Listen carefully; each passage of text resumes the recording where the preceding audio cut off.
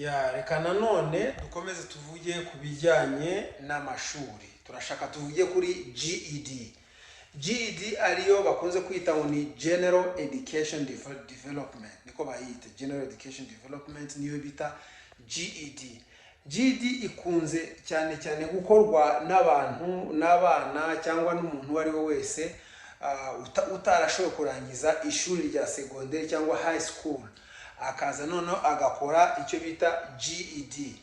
GED rero iyo umaze gukora GED ukayitsinda uhita kubona diplome, bavuga ngo diplome igaragaza yuko wize mu buryo twavuga ko ari traditional education. Bisobanura yuko uba wize nk'umunyeshuri uwo ari we wese wicaye ku ntebe y'ishuri akabona diplome. Hanyuma rero nyuma yaho ngaho akaba aribwo ushobora kwiga, ushobora gukomeza n'ishuri ukajya muri universite ukabona ibindi byose ukeneye. Ariko ishaka kubabwira nuko GED cyane cyane usanga igoranye cyane. Uzarebe nk'abantu batsinda GED usanga ari bakeya cyane. Ariko umuntu ashaka kwibaza, ese kubera iki umuntu yajya kurangiza, ubundi bikunze gufata nk'amezi 6 gutyo igihe kirekire, ni kubera iki umuntu yajya kurangiza ayo mezi yose uri kwiga GED? Simvuze ngo ndi kurwanya GED, ni byiza cyane ko abantu biga GED, biga amashuri, bagira amashuri, kwiga ni byiza cyane. Ariko ushaka kwibaza, ese why, kubera iki umuntu ashaka kujya gufata amezi angana n'amezi 6 yose ari kwiga GED kandi udafite amahirwe yo kwitsinda? Impamvu z'uko amahirwe ari make yo kwitsinda, kuko abantu benshi twagiye duhura nabo bagiye bakora GED usanga ari babandi bigaga, ariko yagera ahantu hamwe akabihagarika, ibizamini bikamugora ko babaza ibizamini bigoye cyane cyane ku buryo kugira ngo uzabitsinde usanga ari ikibazo gikomeye, usanga bitoroshe. Mbese ni ukuvuga abantu bakora GED benshi cyane ntabwo ariko bayibona. Ya impamvu uvuga GED kwa kundi natangiye mbivuga, so kuvuga ndayirwanya aho, sinshaka kurwanya GED ko nta masomo nk'ayandi yose, ariko icyo nshaka kuvuga, kubera iki umuntu ashobora kugenda aspending ya mezi yose ari kwiga adafite n'amahirwe yuko biri butungane, aho kugira ngo afate ano masomo twari tumaze kuvuga muri video y'ubushize ayo bita ngo non traditional education, aya yandi ushobora kwiga igihe gito cyane kandi ufite amahirwe agera hafi ku 99% yo kubona diplome yawe. Ukibaza kubera iki abantu bashobora kujya muri GED? Why? Kubera iki?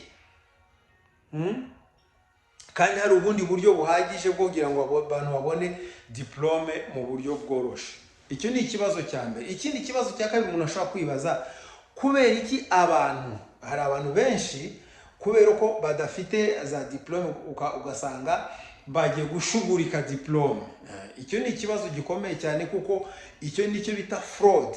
Kubera icyo umuntu ashobora kujya gukora fraud yo kugira ngo ubone diplome hanze y'igihugu, uyizane ino utangire ushake ubundi buryo bwose bwo kugira ngo ugaragare ko wize amashuri kandi mu by'ukuri utarayize?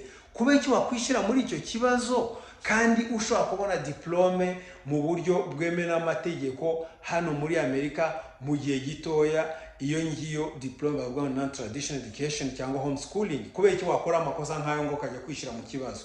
Nta mpamvu yo kwishyira mu kibazo habe na gatoya, kuko amaherezo iyo diplome ufite, icyo nabwira, uko nabwira abantu, inama nagira abantu bafite izo za diplome bakunze kuvuga ngo ni diplome, ngo bakunze kuvuga ngo ni diplome zo mu Buyenzi cyangwa diplome zo muri Kongo muri Birere cyangwa hano hose. Kubera icyo wafata diplome nk'iyo ngiyo wishyire mu kibazo wenyine? Ndashaka ko abantu babyumva neza. Wowe wenyine wishyire mu kibazo cyo gufata ikintu udafite, utemerewe, udafitiye nani, mbese kitari ikintu cyawakoreye, hanyuma ukigendereho ntugire n'ubwoba. Inama nziza nabwira abantu aba ari bose bafite diplome, kuko abantu benshi cyane bafite izo diplome zitemewe n'amategeko bashobora kuba baragiye kuzishaka hanze ahandi ahantu hatandukanye gutyo. Abo bantu baba bafite ubwenge ku buryo mu by'ukuri nta n'ikintu na kimwe cyabagora na diplome yanga bayibona. Usibye ko diplome yanga ntabwo igoranye habe na gato muri ubwo buryo nababwiye, ariko inama nziza nuko abantu bose bafite izo za diplome zitemewe n'amategeko, uko babikora ni gute? Bazifate, bazishwanyaguze cyangwa bashire ku muriro, zishe basi, nta kundi. hanyuma bashake diplome zemewe n'amategeko. Ushobora kuba ufite uri fier uvuga ngo ndafata diplome yanjye nyijyane ku kazi, akazi akanaka ndasaba akazi kandi ndabona nta kibazo gihari, nta byo kwisobanura byinshi cyane kuko ni diplome yemewe n'amategeko y'iki gihugu, nta kibazo gihari. Reka ahubwo ndaza kubashiraho itegeko ryemeza iyo diplome bita ngo non traditional education, kandi ushaka kwibona ahantu hose wayihabona mu state yose birahari. Yaba state urimo wenda ushaka kutabona information neza uko wayibona, ariko hari ibigo byinshi cyane bikora non traditional education cyangwa homeschooling. Nuko nicyo nashatse kubabwira icyo ngiye kugira ngo mutazagira ikibazo na kimwe uvuga ngo ngiye gushaka diplome, nabo ngiye gushaka akazi mu aha kandi bari gusaba diplome, ubwo ntayifite reka nyishakishe ninyibona, ubwo nibwo no uri kwishyira mu kibazo ko nubwo wajya muri ako kazi bishobora kuzakugora ko umunsi umwe niba bivumbura uzafungwa imyaka myinshi cyane, niyo bita fraud. Iyo ngiyo ntabwo ari byiza habe na gatoya. Shaka non traditional education uyigireho kandi ibintu byose bizakunda, cyangwa uyikorereho akazi kuko ibifite n'ibyangombwa byose byemewe n'amategeko.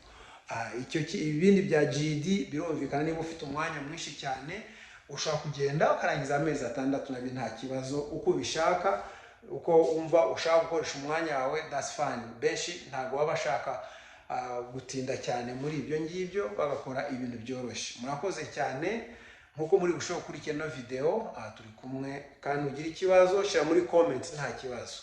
Sawa, bye.